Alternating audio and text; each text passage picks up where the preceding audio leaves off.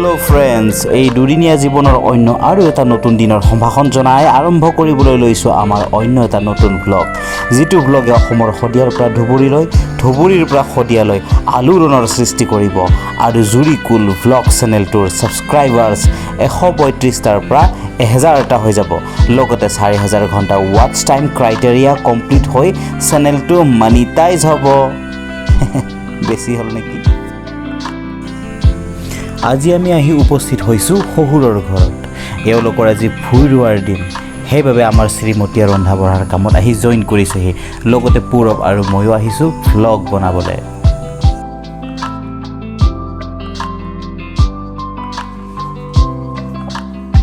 আজি তুমি কেইজনৰ খানা বনাইছা আজি 25 জন ৰোণী কেইজনী 20 জনী আৰু ঘৰৰ এনেকৈ মিলি 25 জন হ'ব চাগে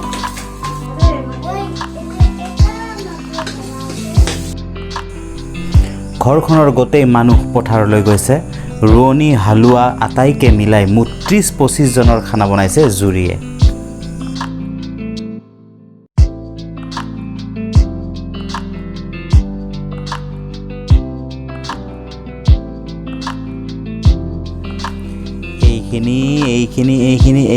এইখিনি গাহৰি মাংস আৰু এইখিনি কি ধৰিব পাৰিছেনে বন্ধুসকল আৰু এইখিনি কলিযুগৰ গাহৰি নোখোৱা কেইজনমানৰ বাবে লোকেল মুৰ্গী বন্ধুসকল মোৰ বাবে দুটা বস্তু আহি গ'ল এটা হৈছে কিনকিনীয়া বৰষুণ আৰু এটা হৈছে গৰম গৰম চাহ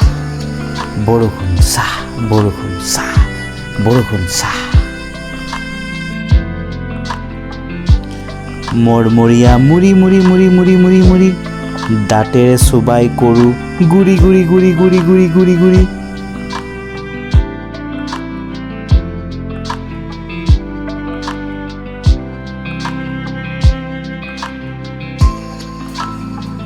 এইবাৰ কি বনাবলৈ গৈ আছা তুমি মেইন ডিশ গাহৰি মাংস গাহৰি মাংস কোমোৰা আৰু পিঁয়াজ কিবা কিবি হাবি যাবি আৰু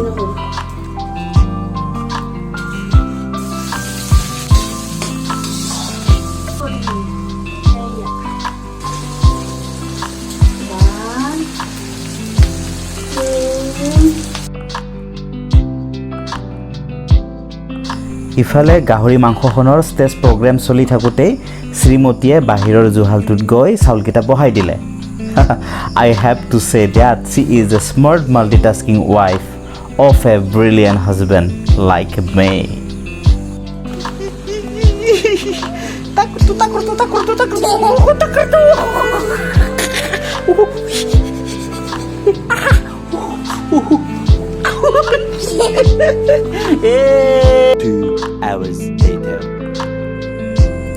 এতিয়া কাম কৰা মানুহবিলাকক দুপৰীয়াৰ ভাত খোৱাবৰ হ'ল তেওঁলোকৰ চাগে ভোক লাগিবলৈ আৰম্ভ কৰিছে বাৰিষাৰ পথাৰত কাম কৰাটো বহুত কষ্টকৰ বোকা পানীত লেটি ভুই ৰোৱা কঠীয়া তোলা হাল বোৱা আদি কাম কৰাটো ধেমালি নহয় তেওঁলোকে যদি কাম কৰিবলৈ বাদ দিয়ে তেতিয়া জানিব যে ৰাইজ ধ্বংস এই ব্লগটোৰ চেগতে মই সকলো শ্ৰমিক ভাই ভনীসকলক আন্তৰিক ধন্যবাদ জনাইছোঁ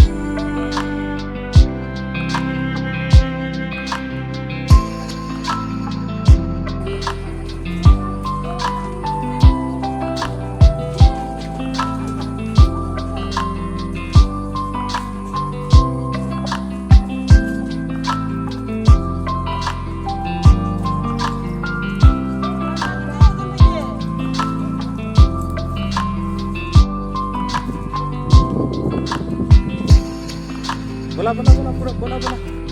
Let's go.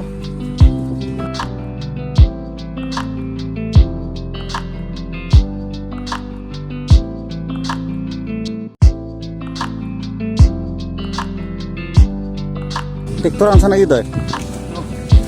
Tar dektor. Tupun tar.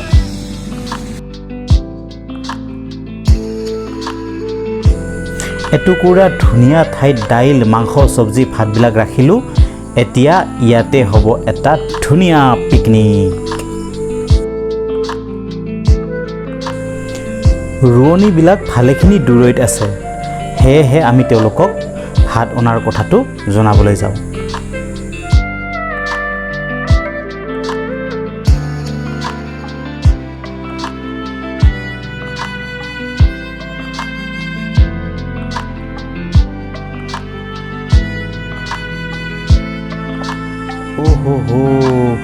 কঠীয়া দৰালে চাওকচোন, ইমান সেউজ কুমলীয়া, তাত এবাৰ বাগৰ দিবলৈ মন গৈছে।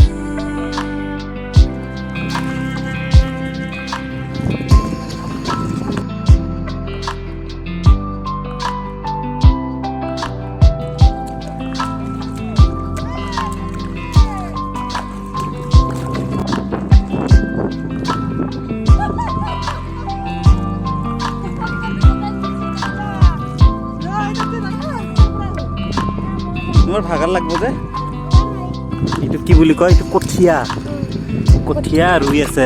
কঠীয়া ৰোৱাৰ পিছত ধান হ'ব। यहाँ पर कीचड़ ही कीचड़ है, बहुत सारा कीचड़ है।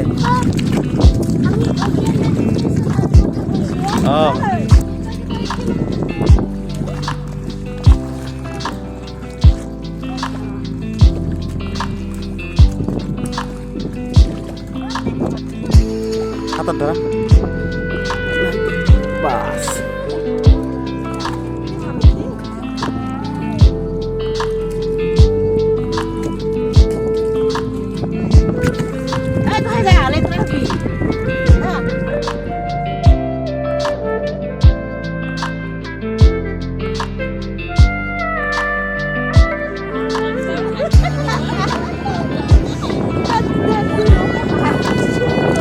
देसन दे बाइक बारी फेला दुनिया के हाई देसन एक बार दे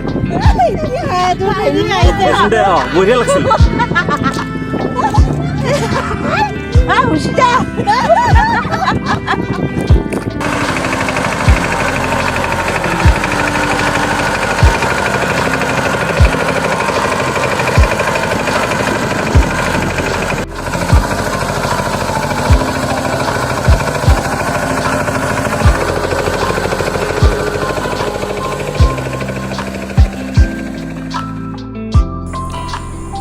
আজিকালিৰ পথাৰত বহু কেইবিধ খেতিৰ সঁজুলি দেখিবলৈ নোহোৱাই হ'ল।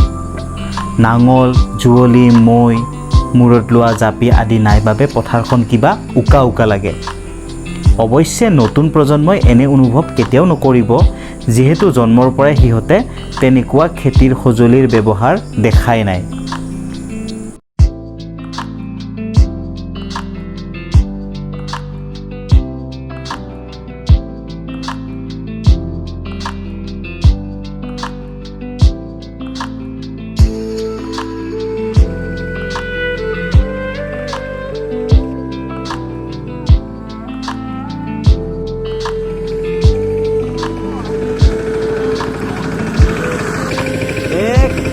तीन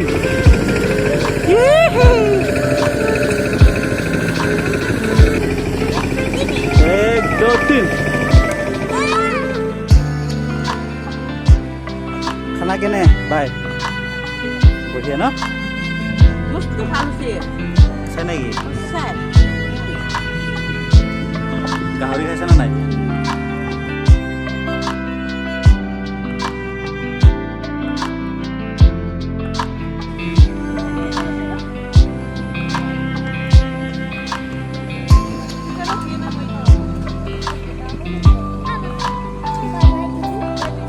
गाड़ू बनाल के यारो लेतरा वाला बोल पूछे तो लजन ना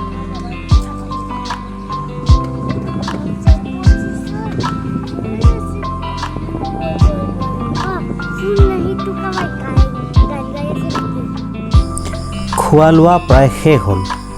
এতিয়া বাচন বৰ্তনখিনি অকণমান ঘৰৰ পিনে আগুৱাই দিলোঁ। কষ্ট কৰা মানুহখিনিয়ে বৰ হেঁপাহেৰে খালে। হাঁহি ধেমালিৰ মাজেৰে সময়খিনি পাৰ হৈ গ'ল। এটা কথা কিন্তু সঁচা যে এনেকুৱা মুহূৰ্তবোৰৰ মাজতে পোৱা যায় শান্তি, আচল শান্তি। জীৱনবোৰ কেনেকুৱা হ'ব লাগে বুলি ভাবে আপোনালোকে?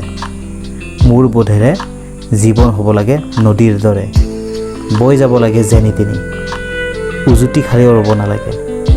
কেতিয়াবা ধীৰে ধীৰে, কেতিয়াবা ক্ষিপ্ৰতাৰে মাথো আগুৱাব লাগে। কোনে কিমান দূৰলৈ বব, কোনে কিমান বেগেৰে বব, এইবোৰ কথাক লৈ নদীবোৰৰ মাজত কেতিয়াও প্ৰতিযোগিতা নহয়। মাথো বৈ যায় নিজৰ গতিৰে, নিজৰ শৈলীৰে। মানুহৰ জীৱনবোৰৰ মাজতো প্ৰতিযোগিতা নাইবা তুলনা হ'ব নালাগে। সকলোৰে জীৱনৰ উদ্দেশ্য এটাই, সেইটো হৈছে সুখ। আৰু সুখক য'তে ত'তে যেতিয়াই তেতিয়াই নিজেই সৃষ্টি কৰি ল'ব পৰা যায়। বন্ধু বান্ধৱীসকল, ৰোৱনী দাৱনী সকলোৱে খালে। এইবাৰ ঘৰত আহি মোৰ খোৱাৰ সময় হ'ল। এইখন হৈছে মোৰ ডিছ।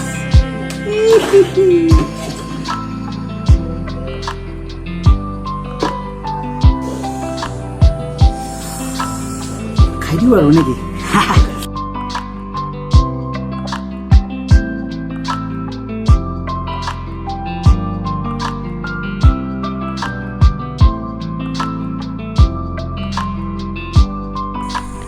বন্ধুসকল, এইবাৰ কেইটামান ছাবস্ক্ৰাইব কৰি দিয়ক, লগতে লাইক কৰক আৰু শ্বেয়াৰ কৰক। শ্বেয়াৰ কৰাটো কিন্তু বাধ্যতামূলক, নাপাহৰিব দেই।